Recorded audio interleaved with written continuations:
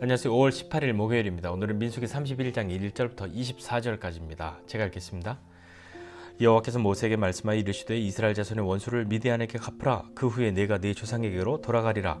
모세가 백성에게 말하여 이르되 너와 함께 있는 사람들 가운데서 전쟁에 나갈 사람들을 무장시키고 미디안을 치러 보내어 여호와의 원수를 갚되 이스라엘 모든 지파에게 각 지파에서 1000명씩을 전쟁에 보낼지니라 하매 각 지파에서 1000명씩 이스라엘 100만 명 중에서 12,000명을 택하여 무장을 시킨지라. 모세가 각 지파에 1000명씩 싸움에 보내되 제사장 엘르아살의 아들 비느하스에게 성소의 기구와 신호 나팔을 들려서 그들과 함께 전쟁에 보내매 그들이 여호와께서 모세에게 명령하신 대로 미디안을 쳐서 남자를 다 죽였고 그 죽인 자 외에 미디안의 5 왕을 죽였으니 미디안의 왕들은 에위야 레겜과 수루와 후루와 레바임이며 또 부올의 아들 발람을 칼로 죽였더라. 이스라엘 자손이 미디안의 부녀들과 그들의 아이들을 사로잡고 그들의 가축과 양떼와 재물을 다 탈취하고 그들이 거처하는 성읍들과 촌락을 다 불사르고 탈취한 것, 노략한 것, 사람과 짐승을 다 빼앗으니라. 그들이 사로잡은 자와 노략한 것과 탈취한 것을 가지고 여리고 맞은편 요단강가 모압 평지의 진영에 이르러 모세와 제사장 엘르아살과 이스라엘 자손의 회중에게로 나오니라. 모세와 제사장 엘르아살과 회중의 지도자들이 다 진영 밖에 나가서 영접하다가 모세가 군대의 지휘관 곧 싸움에서 돌아온 천부장들과 백부장들에게 노하니라. 모세가 그들에게 이르되 너희가 여자들을 다 살려두었느냐? 보라, 이들이 발람의 꾀를 따라 이스라엘 자손을 부올의 사건에서 여호와 앞에 범죄하게 하여 여호와의 회중 가운데에 연병이 일어나게 하였느니라. 그러므로 아이들 중에서 남자는 다 죽이고 남자와 동침하여 사내를 아는 여자도 다 죽이고 남자와 동침하지 아니하여 사내를 알지 못하는 여자들은 다 너희를 위하여 살려둘 것이니라. 너희는 이레 동안 진영 밖에 주둔하라.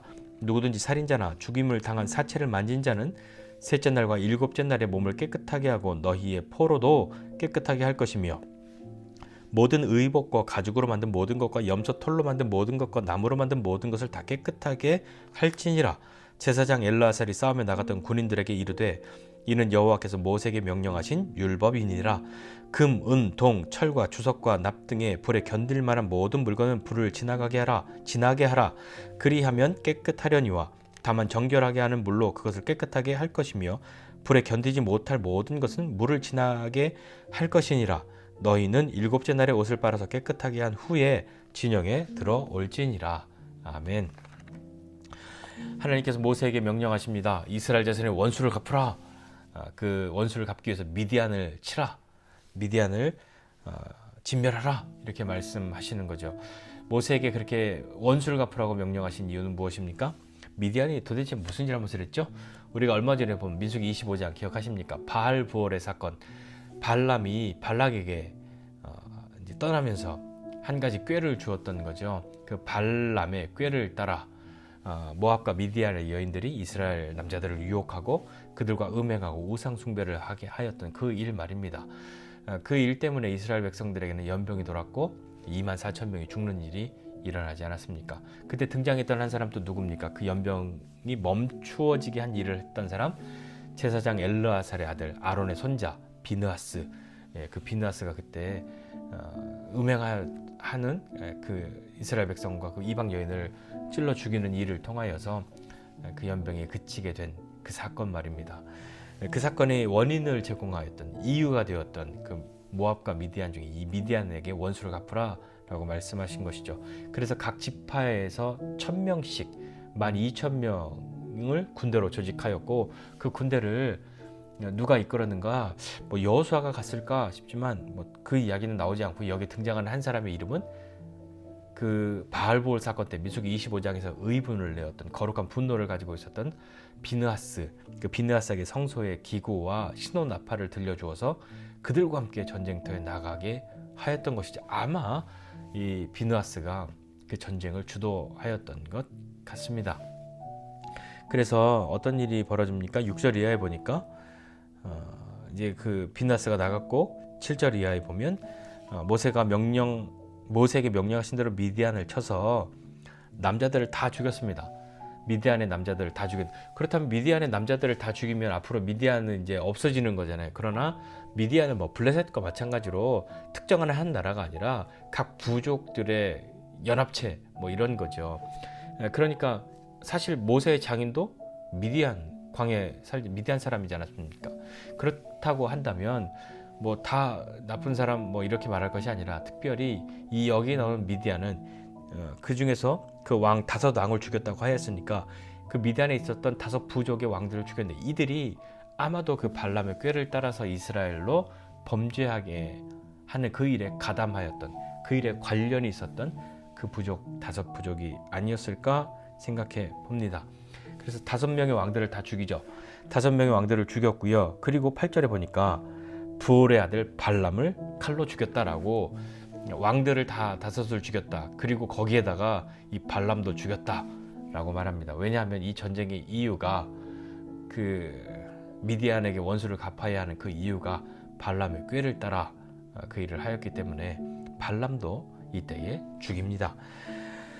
그리고 난 다음에 어떤 일이 벌어집니까? 전쟁에서 이겼으니까요. 뭐 승자는 승자대로, 패자는 패자대로 치르고 당해야 할 일들이 있는 것이죠. 그래서 이스라엘이 9절 이하에 보니까요, 미디안의 부녀들과 그들의 아이들을 사로잡고 가축, 양떼, 재물을 다 탈취하고 전리품을 얻은 거죠. 이겼으니까요. 그리고 그들의 성읍 뭐 이런 것들 다 촌락 불사르고 불태우고 그것을 가지고 돌아옵니다.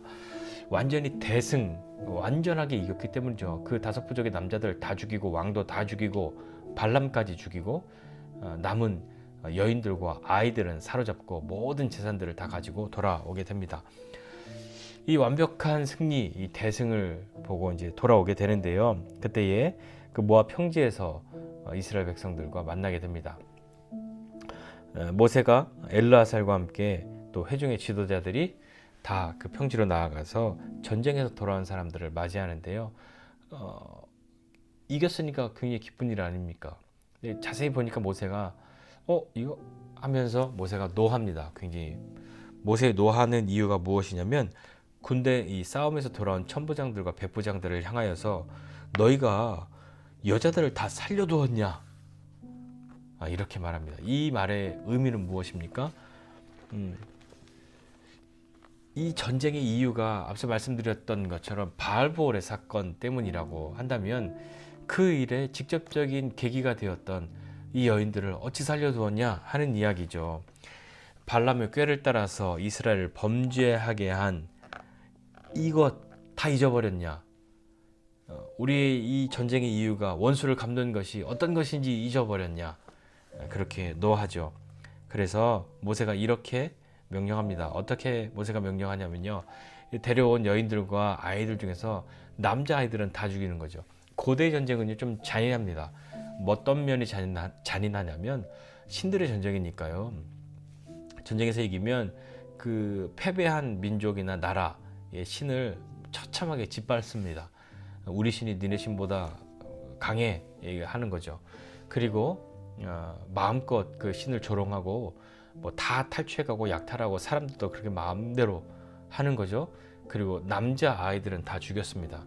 왜냐하면 이 아이들을 그냥 살려두면 나중에 반역하거나 대항하는 씨앗이 된다고 하여서 남자들은 다 죽였을 뿐만 아니라 남자 아이들도 다 죽였던 거죠. 심지어는 뭐 블레셋 같은 경우는 뭐 바위에다가 아이들을 던져서 죽이고 막 그랬던 일들, 그런 이야기들도 일전에 한번 또 하지 않았습니까? 자, 그렇게 모세도 명령합니다. 다 남자 아이들은 다 죽이고 남자와 동침하여 사내를 아는 여자도 다 죽여라, 이렇게 명령하죠. 아마도 이것은 그 바알보올의 사건의 연장선에서 그렇게 정리를 한 것 같습니다. 그때에 이스라엘 남자들을 유혹하고 그들로 음행하게 하였던 그 일들 때문에 남자를 아는, 남자와 동침한 적이 있는 여인들은 다 죽이고 이제 남은 그렇게 동침하지 아니하여 사내를 알지 못하는 여자들은 다 너희를 위하여 살려두어라, 이렇게 명령하죠. 그리고 난 다음에 이 전쟁에 참여하였던 군인들, 그리고 전쟁에 쓰여졌던 모든 기구들, 모든 무기들, 그 다음에 포로들, 찾아온 전리품들, 빼앗아온 전리품들, 이런 것들까지도 다 정결 의식을 통한 후에야 이스라엘 진영으로 들어갈 수 있게 됩니다. 그래서 19절 이하는 그렇게 이 정결 의식들, 대한 부분을 말하고 있는데요. 우리 전에 또 이 민수기 하면서 했죠. 정결수를 만드는 것 했었잖아요. 그렇게 정결수를 가지고 또 씻어내는 그 일들, 불에 또 물로 그렇게 하는 정결 의식들을 통하여서 정해진 날이 지나고 나서 진영에 돌아오게 되죠. 사람뿐만 아니라 뭐 옷, 기구, 금속, 나무, 염소털 모든 것들을 다 그렇게 정결 의식을 통하여야 이스라엘 진영 가운데 들어갈 수 있었습니다. 자, 오늘 이 말씀 보면서 우리 무엇을 좀 한번 좀 생각해 보면 좋을까요? 어떤 마음과 생각이 드십니까? 너무 잔인하고 무섭다. 이런 느낌적인 느낌 가지고 계십니까? 오늘 이렇게 하나님께서 모세를 통하여 미디안에게 원수를 갚으라라고 명령하신 그 이유들을 좀 잘 살펴보고 또 우리에게 어떻게 적용해 볼 것인가 한번 좀 생각해 볼 때 바알보올의 사건 때문에 이스라엘은 하나님 앞에 반역하게 된 것이고요. 하나님을 거스르게 된 것이고 또 하나님의 징계를 받습니다. 그렇기 때문에 이 하나님께서 이제 원수를 갚을 수 있게 해주신 이때에 모든 지파에서 1000명씩을 군대로 보낸 것이죠.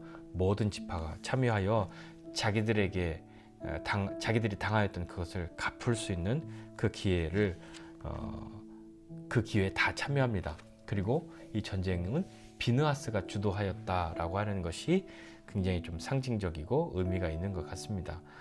비느하스는 이 바알보올의 사건 때에 거룩한 분노를 가지고 그가 행하였잖아요. 그가 이 전쟁에 앞서서 나갔으니 어떤 마음과 어떤 태도로 이 전쟁을 했겠습니까? 우리들의 거룩함을 깨뜨린 또 하나님을 거역하게 된 그 이유와 싸움, 그 싸움 때문에 싸울 때는 승리하였다 할지라도 이득을 위해서 싸우는 것이 아니잖아요. 이것은 우리들의 거룩함을 망가뜨리고 이스라엘 백성들의 어떤 믿음을 흔들고 하나님을 반역하게 한, 하나님을 괴롭게 한, 하나님에게서 등지게 한 그 일을 하게 한 그것을 갚는 일이었기 때문에 전쟁에서 이겨서 뭔가를 많이 전리품을 얻고 하는 문제는 그것이 중요한 문제가 사실은 아니었을 거란 말입니다. 승리보다도 적어도 승리만큼이나 중요한 것은 무엇이냐면 그 전쟁의 과정 그리고 그것을 얼만큼 순종함으로 그 전쟁들을 치루었는가 하는 것이 그들에게는 더 중요한 일이 되지 않았을까요? 전리품보다도 그들은 자신들의 거룩함을 망가뜨린 것에 대해서 하나님께서 원수를 갚을 기회를 주셨을 때 그 기회를 사용해야만 하는 사람들이었습니다. 그렇기 때문에 그들이 이겼을지라도 전리품을 취하고 이렇게 해왔을지라도 그냥 그 승리의 기쁨에 도취되어서 막 들어오는 것이 아니라 자신들과 또 전리품과 모든 것에 정결의식을 행하고 난 뒤에 그 한 주간의 시간이 지나고 난 뒤에야 자신들의 진영에 들어올 수 있었던 것이죠. 이스라엘 백성들은요, 우리도 마찬가지지만요, 우리의 거룩함이나 믿음에 대해서 그것을 도전하고 쓰러뜨리려고 한 그것과 싸울 수 있는 기회가 온다면 어떻게 하시겠습니까?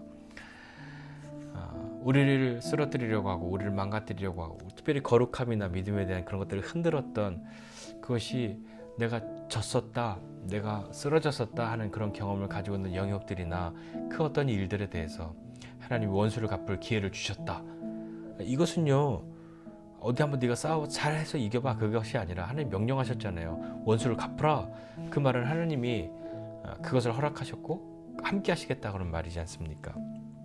그래서 이스라엘 자손의 원수를 갚으라 이렇게 이야기하고 또 3절 뒤에 보니까 여호와의 원수를 갚되 이렇게 말합니다. 하나님도 우리도 다 연결되어져 있는 그런 전쟁에 참여하는 것이죠. 그런 싸움은요, 완전히 진멸하여 이기는 것이어야 합니다. 오늘 이 전쟁도 사실은 원수를 갚아라라고 할 때 전리품을 많이 얻기 위한 전쟁이 아니라 진멸해서 원수를 갚는 전쟁이었는데도 그들은 이 전리품을 가져오죠. 그리고 마치 뭔가 이렇게 좀 깔끔하게 끝내지 못한 것 같은 그런 느낌적인 느낌을 갖게 됩니다. 무엇인가를 남겨두어서는 안 되는 거죠. 특별히 이 어떤 거룩함이나 믿음에 대한 영역에서 자신들을 쓰러뜨렸던 그것에 대해서는 기회가 왔을 때, 기회를 주셨을 때에 단호하게 그것을 쳐서 이겨야 하는 것입니다. 그렇게 애매하게 만약에 남겨둔 것들이 있다면 그것이 자라나서 또다시 우리를 쓰러뜨리려 하고 넘어뜨리려 할 것이 분명하기 때문인 것이죠.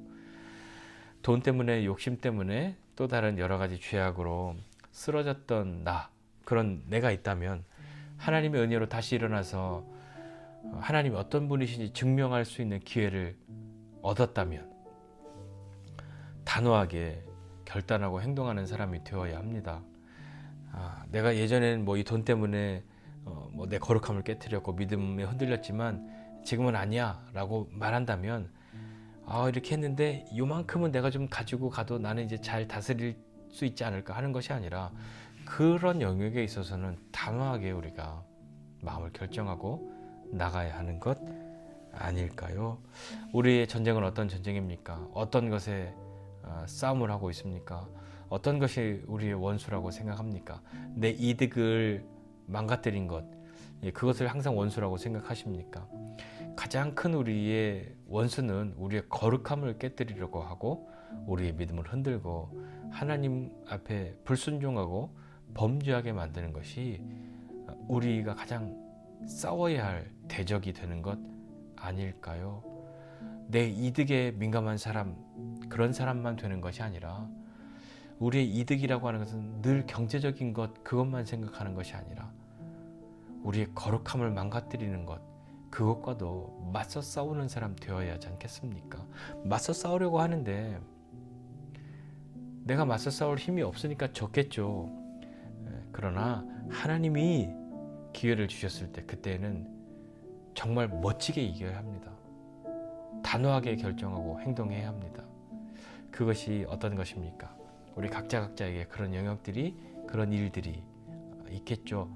하나님께서 우리에게 늘 지는 사람이 아니라 주님의 은혜로 우리가 다시 일어나서 하나님이 우리의 대적과 싸울 기회를 주신다면, 그리고 싸우라 명령하신다면 그때는 정말 믿음으로 단호하게 결정하고 하나님 의지하고 어떠한 여지도 남겨두지 말고 확실하게 승리하는, 천부진멸하는 그런 마음과 그런 태도가 우리에게 있어야지 않겠습니까?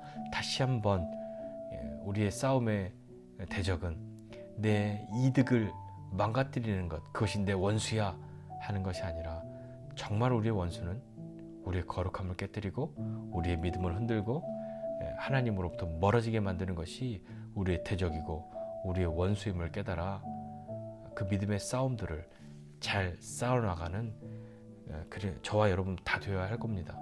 하나님이 기회를 주시면, 하나님이 함께 하시면 이전에 졌었고 이전에 쓰러졌던 것이라 할지라도 하나님의 은혜로 우리가 어떻게 살아났는지를 증명할 수 있는 저와 여러분 모두가 되시기를 주님의 이름으로 축복합니다. 기도하겠습니다. 하나님 아버지, 은혜와 사랑을 감사드립니다. 하나님, 우리 인생 가운데 싸움은 어디에 있습니까?